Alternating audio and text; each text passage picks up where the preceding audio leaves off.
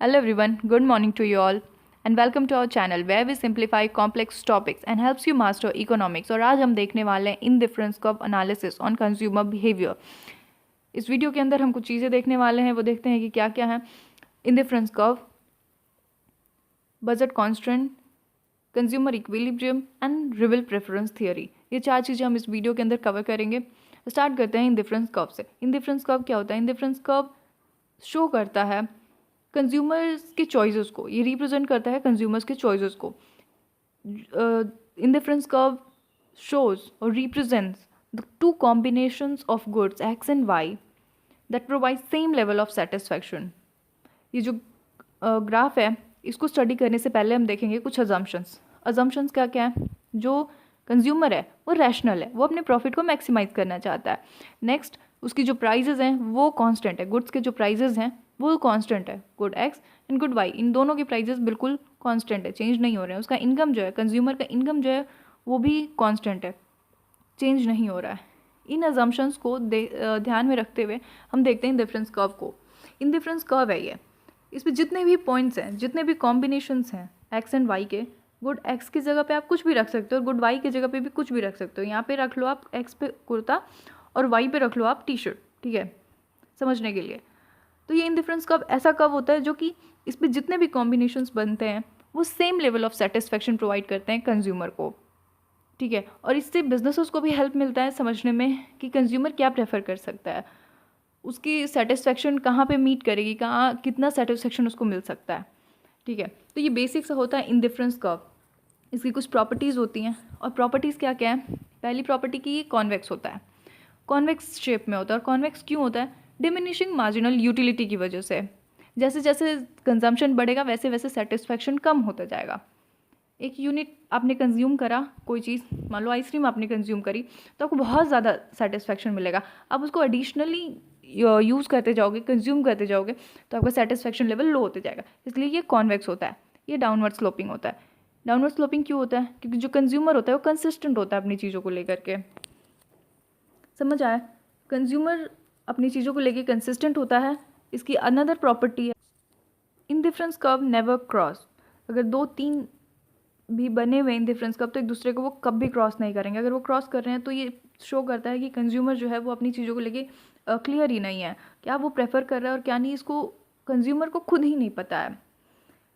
और ये ambiguity create कर देगा, कहीं ना कहीं कन्फ्यूजन क्रिएट करेगा। इसकी जो नेक्स्ट प्रॉपर्टी है वो ये है, higher indifference curves represent higher level of satisfaction, ठीक है। ये इसके कुछ ग्राफ्स हैं, इसके कुछ प्रॉपर्टीज़ हैं। एंड आई होप कि आपको इंडिफरेंस कर्व समझ आया होगा। अब हम देखते हैं बजट कांस्टेंट। बजट कांस्टेंट क्या होता है?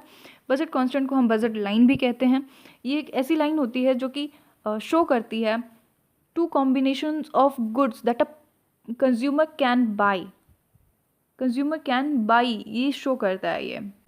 इसमें अजम्पशंस क्या क्या हैं कि कंज्यूमर रैशनल है, कंज्यूमर जो है उसकी इनकम फिक्स्ड है, और प्राइजेस के जो गुड्स के प्राइजेस हैं वो भी फिक्स्ड हैं, कुछ चेंज नहीं हो रहा है यहाँ पे इन तीनों चीज़ में।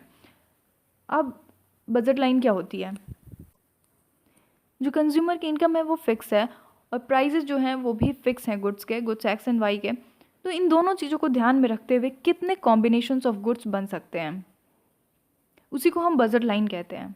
बजट लाइन के अंदर जितनी भी चीज़ें होंगी वो फिजिबल होंगी, आप खरीद तो सकते हो, लेकिन वो ऑप्टिमल नहीं कहलाएगा। और जो बजट लाइन के बाहर हैं वो सारी चीज़ें बजट के बाहर हैं, वो कुछ नहीं कर सकते, उसमें उतनी बजट ही नहीं है कंज्यूमर की कि वो चीज़ें खरीदे, ठीक है। तो वो फिजिबल है और वो नॉन फिजिबल है।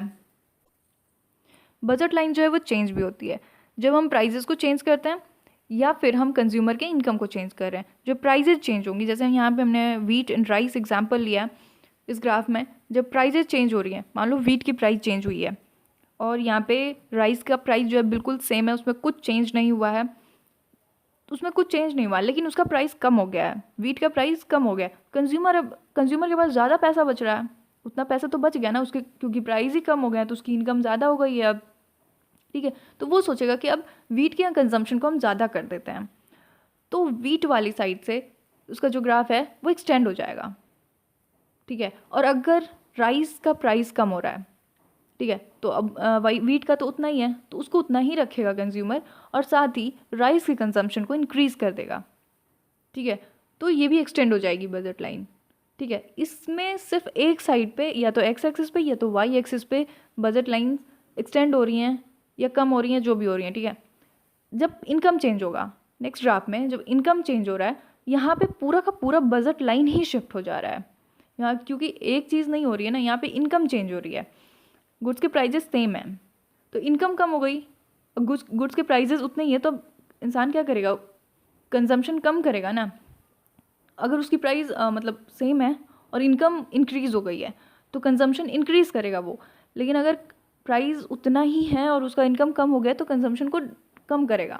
ठीक है, तो अगर कंजम्पशन कम कर रहा है, उसका इनकम कम हुआ है, तो बजट लाइन शिफ्ट होगी टुवर्ड्स लेफ्टवर्ड। और अगर उसकी इनकम ज़्यादा हुई है तो जो बजट लाइन है वो राइटवर्ड को शिफ्ट करेगी। ठीक है, बजट कांस्टेंट समझ आया कि क्या होता है। अब देखते हैं कंज्यूमर इक्विलिब्रियम क्या होता है। कंज्यूमर इक्विलिब्रियम हमें तब मिलता है जब जो इंडिफरेंस कर्व है और जो हमारा बजट लाइन है, ये दोनों एक दूसरे को मीट करते हैं। इंडिफरेंस कर्व के टेंजेंशियल पे होता है बजट लाइन। ठीक है, ये कंज्यूमर इक्विलिब्रियम होता है, ये इक्विलिब्रियम शो करता है। यहाँ पे मैक्सिमम लेवल ऑफ सेटिस्फैक्शन मिल रहा है। यहाँ जो प्राइजेस के रेशियो हैं, गुड एक्स के जो प्राइस हैं और गुड वाई के जो प्राइस हैं, इनके जो रेशियोज हैं वो बिल्कुल सेम है। और ये सबसे बेस्ट और ऑप्टिमल कंडीशन होती है।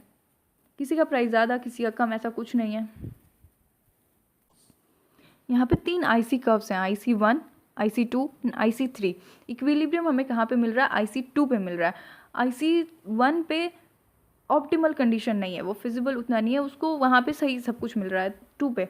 और जो 3 वाली IC कर्व है, IC कर्व 3, वो उसके बजट के बाहर है, तो उस पर हम कुछ नहीं कर सकते हैं। ठीक है, तो सबसे ऑप्टिमल कंडीशन कौन सी है, पॉइंट E, जहाँ पे इंडिफरेंस कर्व के टेंजेंट पे है बजट लाइन। तो इतना सा ही है ये कंज्यूमर इक्विलिब्रियम। और नेक्स्ट है revealed preference theory. Reveal preference theory पे आने से पहले हम एक और चीज़ देखते हैं। कंज्यूमर इक्विलिब्रियम में कुछ चीज़ें फिक्स्ड रहती हैं। कंज्यूमर की इनकम फिक्स्ड है, कंज्यूमर की इनकम तो फिक्स्ड है ही, और साथ ही प्राइजेस जो हैं गुड्स के वो भी फिक्स्ड हैं। और जो गुड्स हैं वो होमोजीनियस गुड्स हैं, उसको हम डिवाइड कर सकते हैं।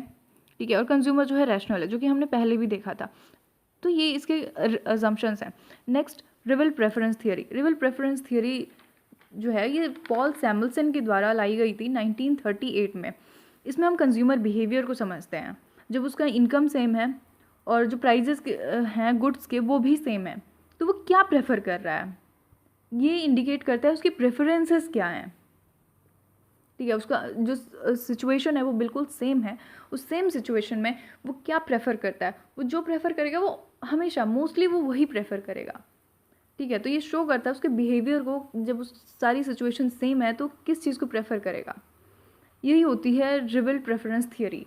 ये कंज्यूमर जो उसका बिहेवियर है, उससे वो जो चूज़ कर रहा है, उससे कहीं ना कहीं जो बिजनेसेस होती हैं उनको पता लगता है कि हमें क्या बनाना चाहिए क्या नहीं, कंज्यूमर किस चीज़ को प्रेफर कर रहा है।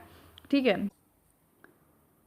Revealed preference theory is an economic theory regarding an individual's consumption patterns. यहाँ पे कंजम्पशन पैटर्न्स को हम फाइंड आउट कर पाते हैं, उसको सिर्फ रिकॉर्ड करके कि क्या वो कंज्यूम क्या कर रहा है। ठीक है, उसकी प्रेफरेंसेस क्या हैं, उसकी परचेजिंग पावर को हम ऑब्जर्व करते हैं।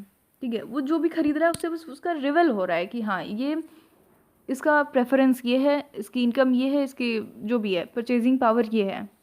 ठीक है, तो ये सिंपल सा है reveal theory, reveal preference theory. इसके कुछ प्रिंसिपल्स हैं। कंज्यूमर इसमें रैशनल होता है और ट्रांजिटिव होता है।